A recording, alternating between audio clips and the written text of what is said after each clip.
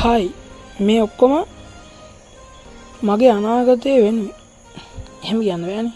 මේක සම්පූර්ණ වීඩියෝ එක තියෙන්නේ මගේ අනාගත මම වෙනුවෙන්. හරිද? ඉතින් මේ තියෙන මගේ කාමරේ. ඒක ඉතින් ඔහේ තියෙනවා කීවා කම්පියුටර් එක ගන්න කතාවක්. ඉතින් අද 2026 පස්වෙනි මාසේ 3 වෙනිදා. හරිද?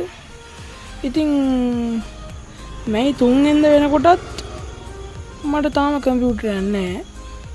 ඒත් මම සැලෙන්නේ නැහැ. මම කොහොම හරි කම්පියුටර් එකක් ගන්නවා. ඉතින් ඔහොම තමයි ඉතින් තියෙන්නේ. අනික මේ කාමරේ මම මේ වීඩියෝ කරලා දාන්නේ මම ඉස්සරහදී මම හදන කාමරේ වෙනුවෙන්. මම කලින් හිටපු විදිහ ගැන මතක් කරගන්න තමයි මම මේ වීඩියෝ දාන්නේ. ඉතින් මම කාමරේ පොඩ්ඩක් අස් කරන්න හිතුවා. කාමරේ හැටි වෙලා තිබ්බ ඉතින් අස් කරනවා දමාගෙන. ඉතින් ඔහොම තමයි යන්නේ. ෆෝන් එකක් හම්බුණා. මට ෆෝන් එකක් තියෙනවා දැන් මං කියන්නේ ගෙදර දැන් මම අතහැරලා තියෙන්නේ. කිසිම වැඩක් නැහැ. ඉතින් ඔහේ ඉන්නවා.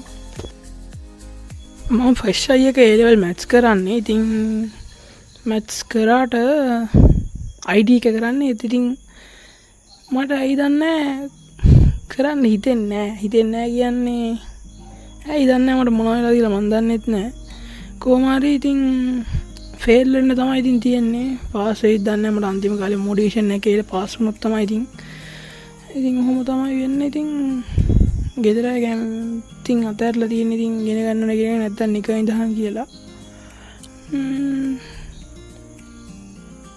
ඉස්සරහදී මොනවා වෙලා තියෙද? ඒ කියන්නේ සාමාන්‍යයෙන් තව අවුරුදු 1.5ක් 2ක් විතර යද්දි එක්ක මම මැරෙන්නත් ඉඩ තියෙනවා. ඒ කියන්නේ කියන්නේ වැඩි ඉතින් කවද මැරෙයිද කියලා.